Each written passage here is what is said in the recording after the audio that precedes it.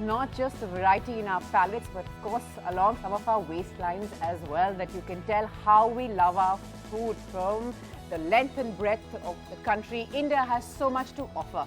And one of the greatest things, of course, is that food from no two kitchens is ever alike. A new trend in the last decade or so has been India waking up to new flavors. A young India, a young generation that has traveled, that has seen the world, now wanting to experiment with those flavors once they are back home as well. So we're looking at the road ahead for being foodie and all those in the food business in India. Special panel with me now. Let me start with that end. Ashish Chopra, he's a culinary historian, critic and an author. Thanks Ashish for being with us. Nayanthara Bagla, executive chef at Lean Chef, someone who was very clear early on that this is what she wanted to do. Kishi Arora, pastry chef and owner at Foodaholics with us, as is Rohit Chadha, MD and co-founder at Food Panda. Thanks all so much for being with us. Let me ask you, Rohit, would you say that this is the best time to not just be a foodie, but be in the food business in India? Is business booming is basically what I want to know. Well, absolutely. You see the number of startups that are coming up in the food industry, especially food and tech, since we combine food and technology. We provide a platform for restaurants to get discovered, etc. So I feel this is actually amazing times. We've seen so many new startups, both on the tech side as well as on the food side. People who are trying to make home chefs, get them a living. People who are trying to make menus and provide you raw ingredients of menus and just provide them at your home so that you can just cook in 15 minutes. And on the other side, you see so many new delivery outlets coming up. People who just have kitchens, who are just delivering and who just want to capture the entire breadth of the city to get that food everywhere. It's amazing the number of food startups that are coming up right now. I think it's an amazing time. Right. It's an amazing time, Ashish. You've sort of been tracking the space for a while now. Now, like we just said, you've got people who are delivering food to your doorstep, people who are helping you zero in on what you want to eat tonight, people who are helping you get the raw material, the ingredients, and that you can cook your own meal and impress family, all of that. And of course, desserts is an all different ball game altogether. When did the transition happen?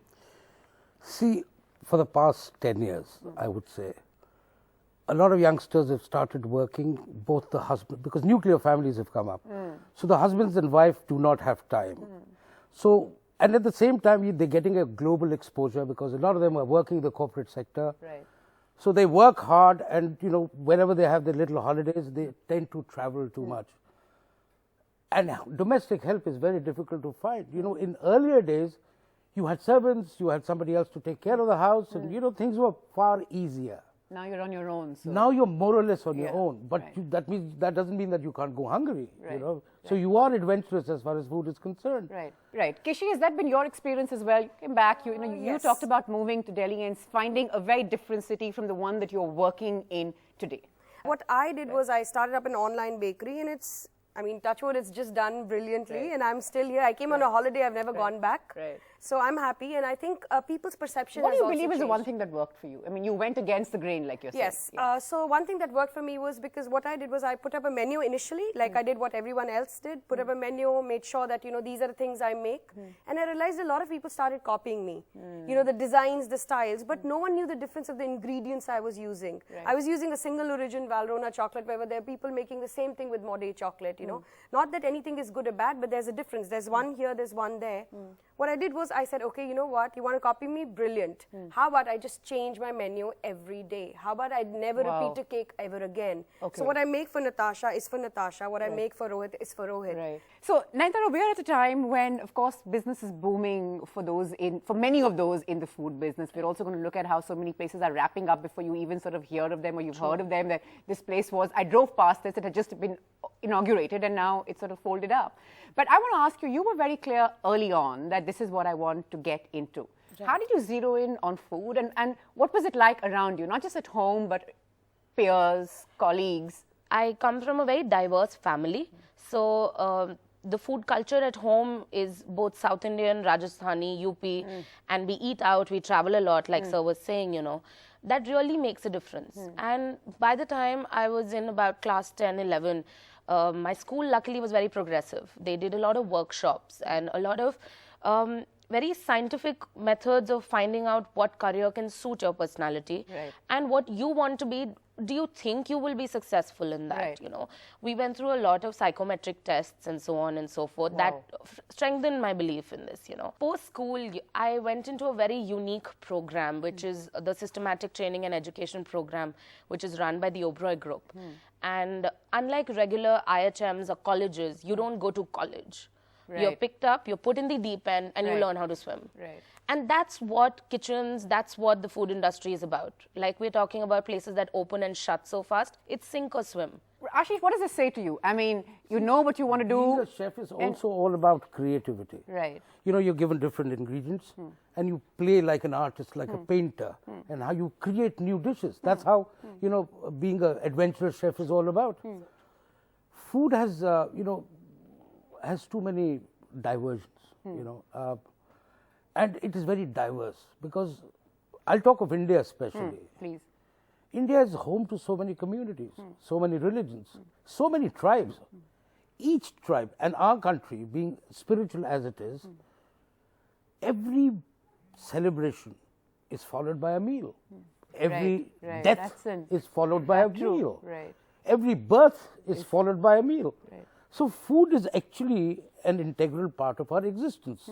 It's just, you know, that because of availability of raw materials and things like that, cuisine was limited. Rohit, we're talking about, you know, Ashish there mentioned morels, and, you know, now India is a place where people do seem to know their morels from their muscles, you know. People are not going to sort of get confused and sit back and, you know, wonder. But tell me, when you're talking about you're working in the online space, there are lots of sort of, we were discussing earlier, lots of forums, it's all out there. And the point that Kishi made, that, you know, there's also a lot of follow the leader. I was there, she was there, so I must be there too, I must check it out. How much of that do you believe also plays a role in deciding the future of say, a new venture, a new cuisine, a new attempt? It's not always just how good your product is it? Well, I think, yes, the follow the leader approach, if you want to call it that. But it's more about trial. It's more about you wanting to try out new things, you wanting to test out and be more experimentative, which has, I think, come from global television, that has come up from the fact that we've traveled so much. The new generation has been traveling worldwide, and hence obviously they know about these new things. You know, as she mentioned, the new TV shows that have come up, the master chefs of the world, where you see your creme brulees, and that's when you find out, oh, that's something called a creme brulee. I should try it out too. Yeah. So I think that's helped people to try out a lot of new things. But coming back to your question, when you say that, okay, is food not important? No, I don't. I completely don't agree. Right. So Kishi, what in this kind of a competitive environment, we were talking earlier about how everyone is an expert, everyone sort of knows the ins and outs of the business and all of that. What makes someone stand out? You can stand out when you do something different. Correct. So I'm assuming if you make something as your niche, you know, let's say there's so many things in a style of pastry that you do. You pick up one style, you become good at it, and you do that. That's one USP. And the other is when you know a lot of things and you use that knowledge to create something new. You're right. Right. You know, we're talking about the role that has been played by TV. You mentioned that, and I know that we've spoken about Top Chef and all of that, Master Chef, and then they came up with Master Chef Junior, and, you know, I had all the little ones around me, you know, my children's age, just all they wanted to do was talk about Master Chef and going home and making that cupcake. Now, you know, you're working with Lean Chef. You know, like the name suggests, I would imagine healthy food, something that the North perhaps can do a bit with. How do you push your work forward? How do you sort of advertise? Is it all word of mouth? How does it work? Because you perhaps stand out a bit more than the rest. You know, the concept of Lean Chef came around about a year ago, where two gentlemen who decided to open the business were health freaks, and they decided they wanted food for themselves. You know, I go to a gym and I want to eat out, but it's not my cheat day today. I still have to eat according to my diet. Can I eat that outside? And when you create, like she said, you know, you create a niche. And Rohit said that you bring people back. That's what Lean Chef is about. We started out as healthy food, but if I have somebody who works out day in, day out, if he eats 3 meals in Lean Chef, I'm successful. Right. That's Sure. what the concept of Lean Chef was, Right. that we become your everyday food. Right. Kishi, fair to say then that there's something that the food world is offering for everyone. Yes, I agree. I mean, especially Delhi. I mean, today a ticket to Bangkok is cheaper than traveling to Kerala. So people go, and you know, Bangkok also is a hub. So you have people from different areas. So we have an exposure, you know, of international food. When they come back, Delhi has so much to offer that places like Lean Chef or places that are online, or people, you know, women home chefs who, you know, my mum just started this online venture, and I'm still amazed because our kids have pushed her and she's really happy about it. She's a Banarsi, and I don't see Banarsi food here. And it's doing well. It's doing actually, I'm keeping more busy with her work these days than my own work. Okay. And it does really well. I think Right. it's internet that's come to the rescue actually. So it's made life so much easier for home chefs, for the new restaurants, because I mean a lot of them don't really have the marketing money. They can't, you know, advertise like a Domino's or a Pizza Hut or a KFC, right? Right. But I know that there are still traditions dying out. Among other things, we speak on that. Ashish, we're slipping into a quick break now. Back with lots more. Remember, if you have any thoughts on this, keep SMSing us. You can also tweet us and or get onto our Facebook page as well. Back in a moment.